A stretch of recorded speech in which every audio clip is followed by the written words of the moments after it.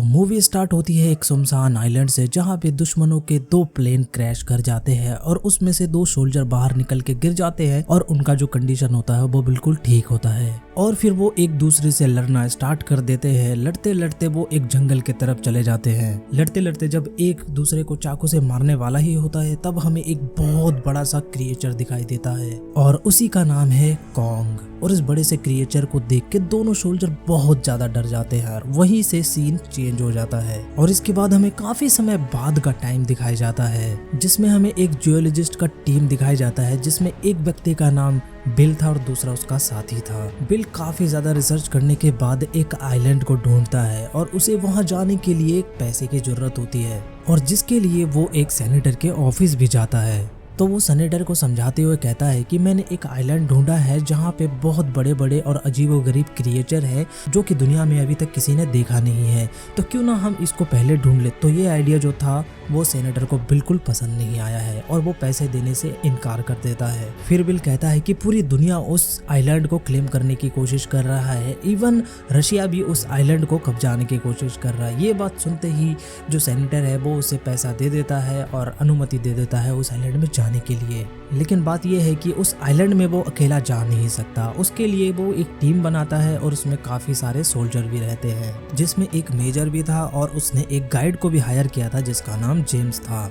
और वहाँ के सारे सीन को कैप्चर करने के लिए एक फोटोग्राफर भी थी जिसका नाम जेसन था। फिर ये सारे लोग मिलकर एक मीटिंग रखते हैं जिसमें वो कह रहे होते हैं कि इन केस अगर हम कहीं खो जाए तो हमें किस पॉइंट पे जाके मिलना है। फिर अगले दिन जब वो अपने रास्ते पे निकल रहे होते हैं तब उन्हें ये पता चलता है कि जो हेलीकॉप्टर उनको उस आइलैंड पे ले जाने वाली है उसके रास्ते में बहुत बड़ा सा तूफान आया हुआ है। बट जो बिल है वो इस बात को इग्नोर कर देता है। जैसे ही वो 6-7 हेलीकॉप्टर में बैठ के अपने रास्ते पे आगे की तरफ बढ़ने की कोशिश करते हैं तो वो ये रियलाइज करते हैं कि वो लोग बहुत बड़े से एक तूफान में फंस चुके हैं और कोई उम्मीद नहीं है कि इनमें से कोई भी हेलीकॉप्टर बच पाए। बट जैसे तैसे वो लोग उस आइलैंड में पहुंच जाते हैं। उस आइलैंड में पहुंचने के बाद जो जियोलॉजिस्ट रहता है वो बोलता है कि हो सकता है कि जो बड़े बड़े क्रिएचर है वो जमीन के अंदर रहते हो, ऊपर ना रहते हो। उसके लिए वो एक हेलीकॉप्टर से बॉम्ब ब्लास्ट करता है जमीन पे, जिसके बाद उस जमीन पे बिल्कुल भगदड़ सी मच जाती है और चीजें इनके हेलीकॉप्टर से टकराने लगती है। और तभी आता है इस मूवी का मेन कैरेक्टर द कॉन्ग। उसके बाद वो तोड़फोड़ मचाने लग जाता है क्योंकि वो बहुत ही ज्यादा गुस्से में होता है और उसके बाद मेजर ऑर्डर देता है कि इसके ऊपर ताबड़तोड़ गोलियां बरसाया जाए। और जैसे ही कॉन्ग के ऊपर गोलियां बरसाया जाता है वो बिल्कुल हेलीकॉप्टर को खिलौने की तरह तोड़ मरोड़ के फेंक देता है। इसके बाद ये लोग एक प्लान बनाते हैं कि क्यों ना हम 2 ग्रुप में बढ़ जाए। एक ग्रुप में रहता है आर्मी और मेजर और दूसरे ग्रुप में रहते हैं बिल, जेम्स और वो फोटोग्राफर जैसन। फिर एक सीन में जो मेजर होता है वो गन पॉइंट करते हुए बिल के तरफ कहता है कि तुम हमें इस आइलैंड में क्यों लेके आए हो, क्योंकि तुम्हारे वजह से बहुत सारे सैनिक मर चुके हैं। तो बिल उसे कहता है कि ये दुनिया, ये जो प्लानेट है ये तो हमारा था ही नहीं, ये तो जानवरों का प्लानेट था जिसमें अजीब अजीब बहुत बड़े बड़े क्रिएचर लोग रहते थे जिसको हम जानते भी नहीं है।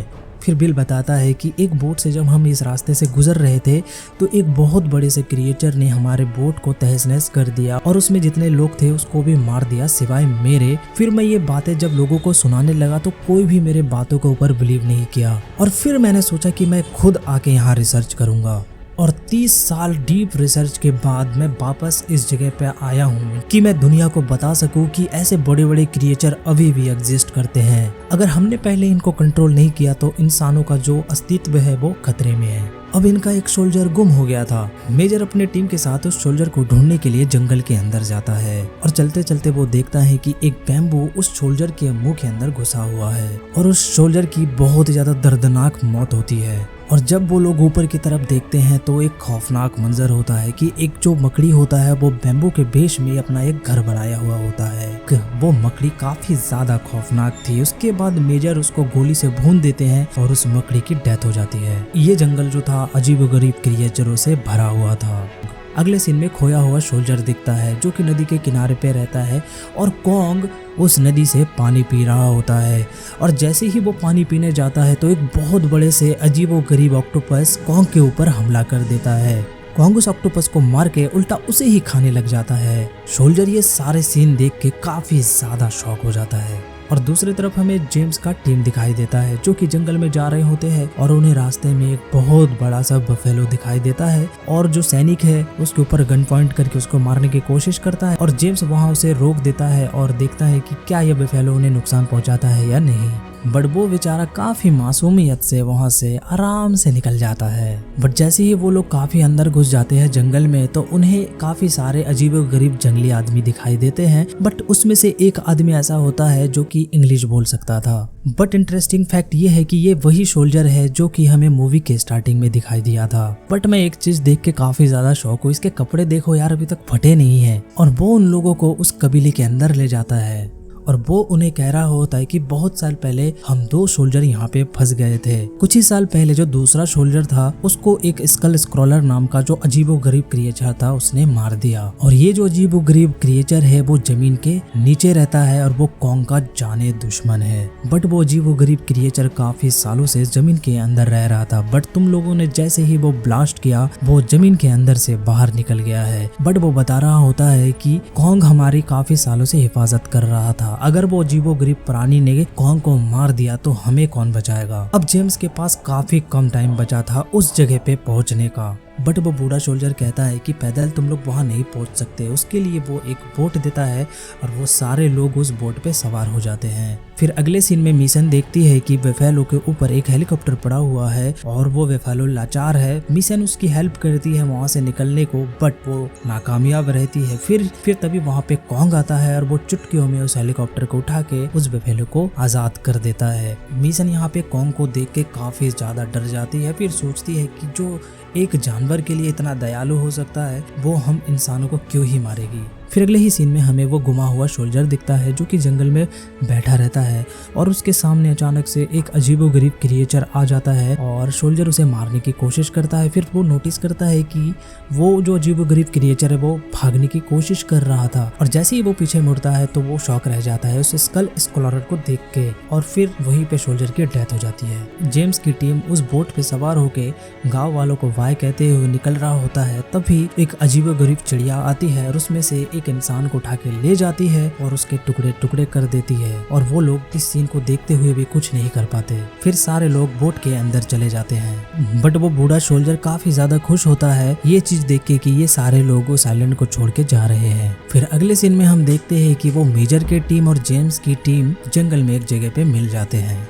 फिर मेजर उस गुमे हुए सोल्जर की बात करता है क्योंकि वो जो सोल्जर था वो काफी ज्यादा खास था उस मेजर का। मेजर सोल्जरों को कहता है कि उसको ढूंढने के लिए हमें वेस्ट की तरफ जाना होगा। बट बूढ़ा सोल्जर मना करता है कि नहीं, उधर जाना बहुत ज्यादा खतरे वाला काम है। लेकिन वो सन की मेजर किसी की नहीं सुनता और सब लोगों को कहता है कि तुम लोग मेरे साथ चलो।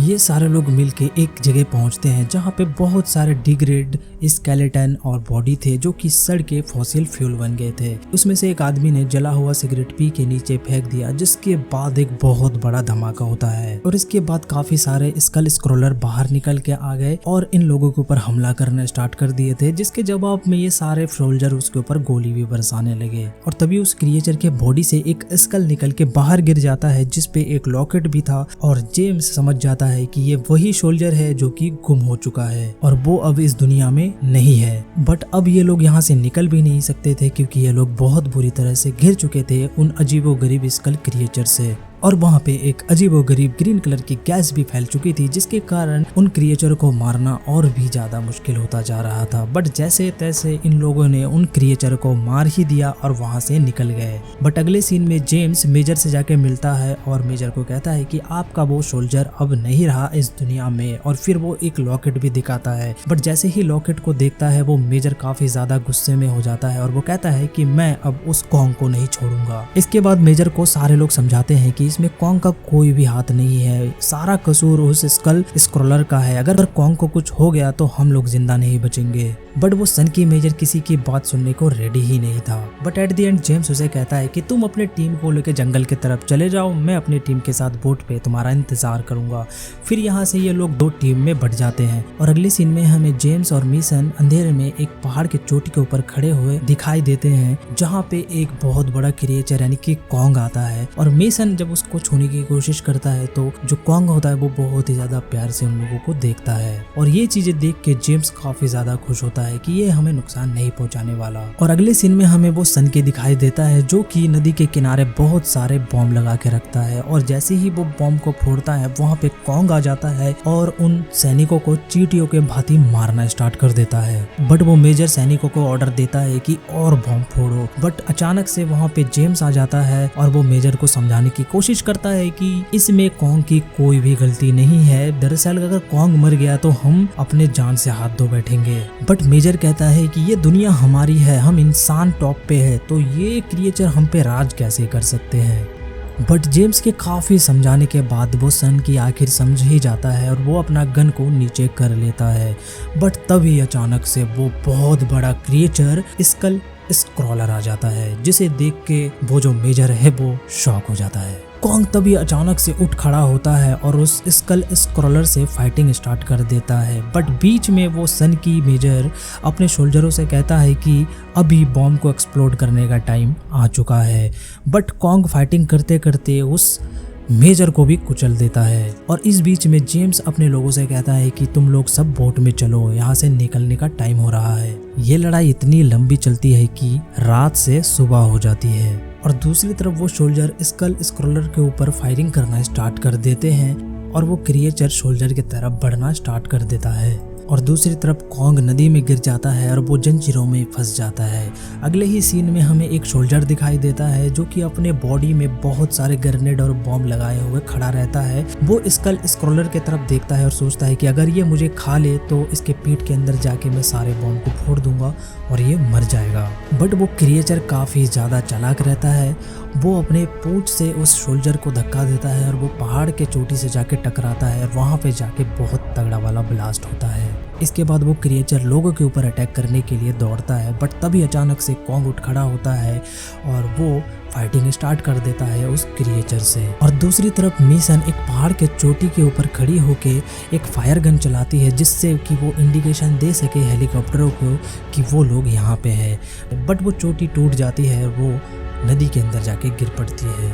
और दूसरी तरफ कॉन्ग अपने पूरे फाइटिंग पावर से लड़ना स्टार्ट कर देता है उस क्रिएचर से और एट द एंड उस क्रिएचर का जीव निकाल के उसे मार ही देता है। और फिर कॉन्ग अपने हाथों से बड़े ही पैर से मिशन को उठाता है और वो इंसानों के पास छोड़ देता है। और इसके बाद वो सारे लोग यूनाइट हो जाते हैं और वो कंपनी जो कि इन अजीबोगरीब क्रिएचर को अपने कंट्रोल में रखना चाहती थी वो जेम्स और मिशन को हायर कर लेती है। और अगले ही सीन में वो बूढ़ा सोल्जर दिखाया जाता है जो कि 30 साल के बाद अपने घर वापस जाता है और वहाँ पे जाके वो बहुत ज्यादा खुश होता है अपनी फैमिली से मिलके। और उसका बेटा भी अब काफी ज्यादा बड़ा हो चुका है। इसी के साथ इस मूवी का दी एंड हो जाता है। अगर गुरु लोग वीडियो अच्छा लगे तो अपने भाई के चैनल को सब्सक्राइब जरूर करना।